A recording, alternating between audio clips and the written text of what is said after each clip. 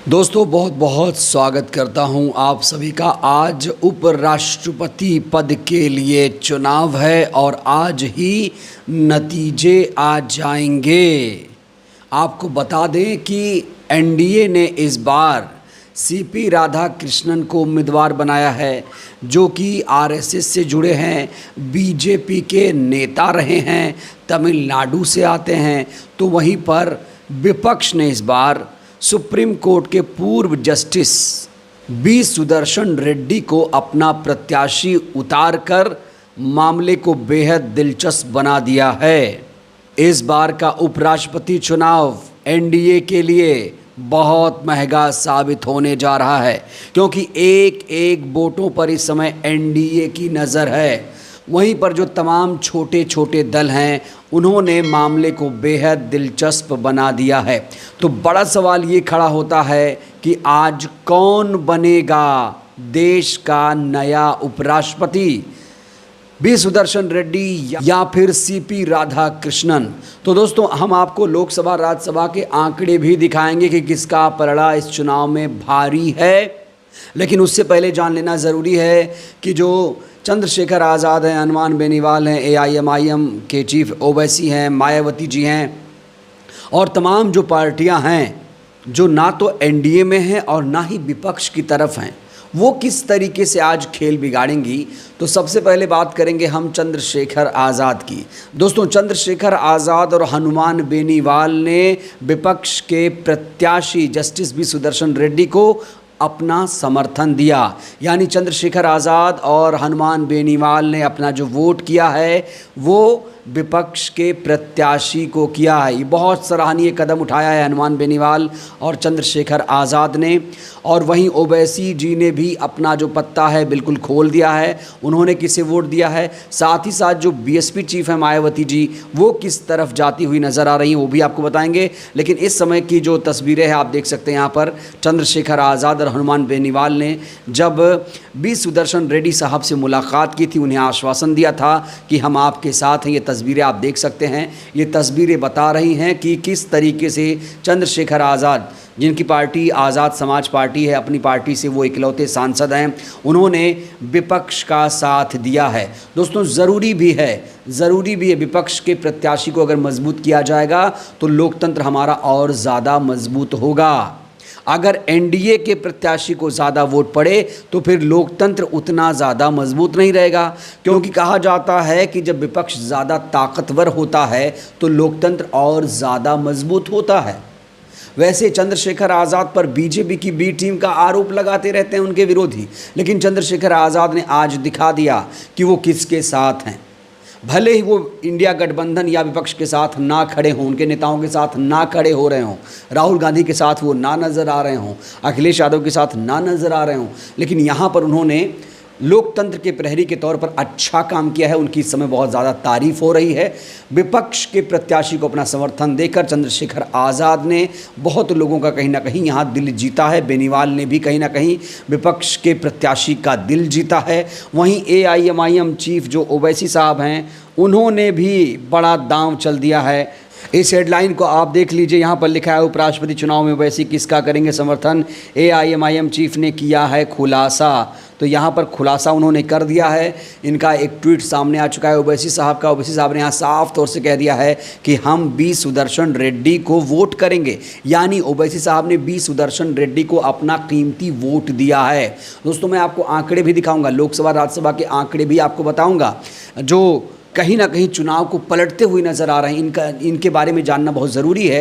एक एक सांसद ही हैं, एक एक वोटों पर जहां नज़र है लोगों की, ऐसे में ओवैसी साहब, मायावती, चंद्रशेखर आज़ाद, बेनीवाल जी की बात करना यहाँ बहुत ज़रूरी है। तो ओवैसी साहब ने यहाँ पर विपक्ष के उम्मीदवार को अपना वोट देने का ऐलान किया है। और बहुत सारे लोग ओवैसी साहब को हमेशा कहते हैं कि ये बीजेपी की बी टीम है, बीजेपी की बी टीम है। लेकिन क्या अब ये दाग धुलेगा ओवैसी साहब के ऊपर से, क्योंकि यहाँ पर उन्होंने एक लोकतंत्र के सच्चे प्रहरी के तौर पर काम किया है। ओवैसी साहब, चंद्रशेखर आज़ाद ने विपक्ष के प्रत्याशी को अपना कीमती वोट देने का दावा किया है। तो लोकतंत्र की दृष्टि से देखा जाए तो ओवैसी साहब का ये कदम बेहद ही सराहनीय है। अब बात करते हैं बीएसपी चीफ मायावती जी की। बीएसपी चीफ मायावती जी ने फिलहाल अपने पत्ते नहीं खोले हैं। बहुत सारी खबरें इस समय चल रही हैं बीएसपी चीफ को लेकर।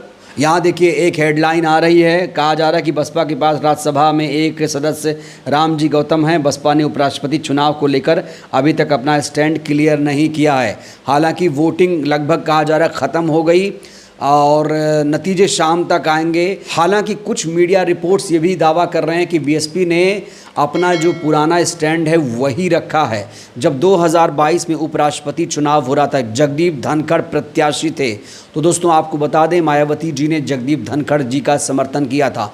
एनडीए के उम्मीदवार को बीएसपी चीफ ने समर्थन किया था। यहाँ देखिए उन्होंने साफ तौर से एक चीज़ क्लियर कर दी थी ट्वीट में।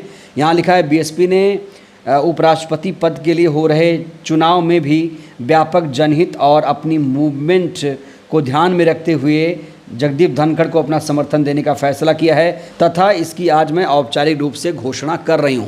तो 2022 में मायावती जी ने एनडीए के प्रत्याशी को अपना समर्थन दिया था और बहुत सारे लोग ये कह रहे हैं कि मायावती जी ने इस बार भी एनडीए को अपना समर्थन दिया है।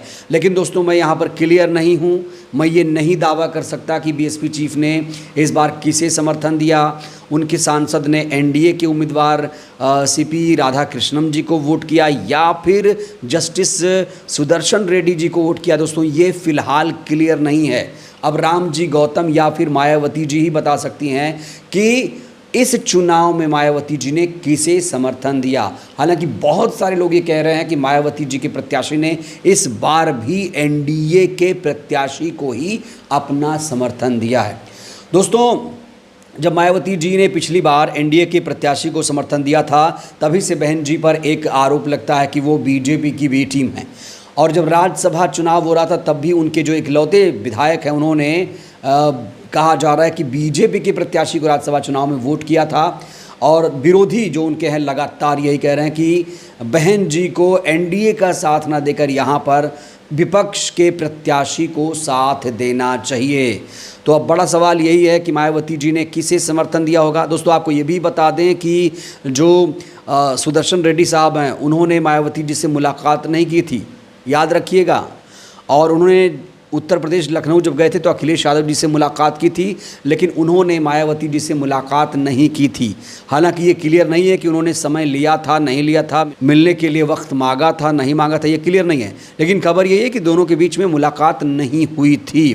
तो ऐसे में बहुत सारे लोग ये दावा कर रहे हैं कि इस बार भी जो बीएसपी का एक वोट है वो एनडीए के प्रत्याशी सीपी राधाकृष्णन को गया है। दोस्तों आप कुछ आंकड़ों का जिक्र कर लेते हैं। आपको पता ही होगा कि उपराष्ट्रपति चुनाव में राज्यसभा सांसद लोकसभा सांसद वोटिंग करते हैं। और अगर मैं लोकसभा के स्ट्रेंथ की बात करूं तो लोकसभा का स्ट्रेंथ इस समय 543 है और एक सीट खाली है, लिहाजा अभी 542 सांसद लोकसभा में है, यानी 542 वोट लोकसभा में उपराष्ट्रपति के लिए है। वहीं राज्यसभा की बात करूं तो कुल स्ट्रेंथ 245 है और 5 सीटें खाली हैं, तो अभी 240 सांसद हैं। कुल वोटर 782 हो गए हैं। ऐसे में जो बहुमत है 392 का है। अब 392 का बहुमत है। वहीं पर जो टीवी रिपोर्ट्स हैं, टीवी मीडिया हैं, वो ऐसे ऐसे आंकड़े प्रस्तुत कर रहे हैं उन्होंने एनडीए के ही उम्मीदवार को जिता दिया है। जबकि इस चुनाव में दोस्तों जो विपक्ष के प्रत्याशी पूर्व चीफ जस्टिस जो सुदर्शन रेड्डी साहब हैं उन्होंने कड़ी मेहनत की। तमिलनाडु गए और उत्तर प्रदेश गए, बिहार गए, झारखंड गए, हर जगह उन्होंने जाकर जहाँ जहाँ 10-15 वोट थे उन्होंने उसे इकट्ठा करने की कोशिश की। तो जीत के लिए 392 वोट चाहिए। अगर मैं विपक्ष की बात करूं तो विपक्ष के पास अभी लोकसभा में 234 और राज्यसभा में 80 वोटर हैं। ऐसे में कुल संख्या 313 पहुंच जाती है। तो यहाँ पर बहुमत से 79 सीट सिर्फ कम हैं बी सुदर्शन रेड्डी। वहीं अगर मैं बीजेपी की बात करूं दोस्तों तो बीजेपी के पास अभी 240 सांसद हैं। बीजेपी बड़ी कैसे होती है? बीजेपी के पास लोकसभा में बहुमत नहीं है, याद रखिएगा दोस्तों। बीजेपी के पास लोकसभा में बहुमत नहीं है, सिर्फ 240 सांसद हैं। और याद रखिएगा राज्यसभा में क्रॉस वोटिंग भी होती है। तो 240 सांसद सिर्फ बीजेपी के पास हैं। ऐसे में जीत के लिए बीजेपी को 151 सांसदों की यानी वोटर की ज़रूरत पड़ेगी। अगर मैं बीजेपी कहूँ तो 151 वोट की ज़रूरत पड़ेगी। अगर मैं एनडीए कहूँ तो ये आंकड़ा बढ़ जाता है। लेकिन जैसा कि हमने कहा कि क्रॉस वोटिंग की भी संभावना है इसमें, और इस बार बहुत सारे लोग ये दावा कर रहे हैं कि उपराष्ट्रपति चुनाव में क्रॉस वोटिंग हुई होगी। इस बीच हनुमान बेनीवाल ने भी ये दावा किया है कि उपराष्ट्रपति चुनाव में 100% क्रॉस वोटिंग होगी। वोट दिखाकर नहीं दिया जाता, इसलिए ऐसा लगता है कि क्रॉस वोटिंग होगी। यहाँ पर हनुमान बेनीवाल कह रहे हैं कि 100% क्रॉस वोटिंग होगी, क्योंकि वोट यहाँ पर दिखाकर नहीं दिया जाता है। तो एनडीए के जो तमाम साथी हैं, कहा जा रहा है कि इस समय भाजपा से नाराज़ हैं, और जब वोट दिखाकर नहीं दिया जाता तो जाहिर तौर पर वो खेला करेंगे। अब नीतीश कुमार, चंद्रबाबू नायडू और तमाम जो सहयोगी दल हैं इस बार क्या करते हैं। अगर दोस्तों इसमें एनडीए के प्रत्याशी सीपी राधाकृष्णन जीतते हैं तो माना जाएगा क्रॉस वोटिंग नहीं हुई है। लेकिन अगर बी सुदर्शन रेड्डी की इसमें जीत होती है तो ये माना जाएगा क्रॉस वोटिंग हुई है, क्योंकि देखिए संख्या बल तो एनडीए के पास है, एनडीए बोलेंगे तब, लेकिन बीजेपी के पास संख्या बल नहीं है। बहरहाल दोस्तों इंतज़ार करना होगा, शाम को नतीजे आएंगे। आपको क्या लगता है इस बार उपराष्ट्रपति कौन बनेगा, बी सुदर्शन रेड्डी या फिर सीपी राधाकृष्णन? अपनी राय, अपनी प्रतिक्रिया ज़रूर दीजिए। और आपको क्या लगता है मायावती जी ने इस बार किस उम्मीदवार को अपना समर्थन दिया होगा, बीएसपी ने किसे वोट किया होगा? क्योंकि चंद्रशेखर आज़ाद, बेनीवाल और एआईएमआई ने अपना स्टैंड क्लियर किया है। ऐसे में बीएसपी ने इस बार किसे वोट किया होगा? आप लोग क्या सोचते हैं? राय दीजिएगा। बहुत बहुत धन्यवाद।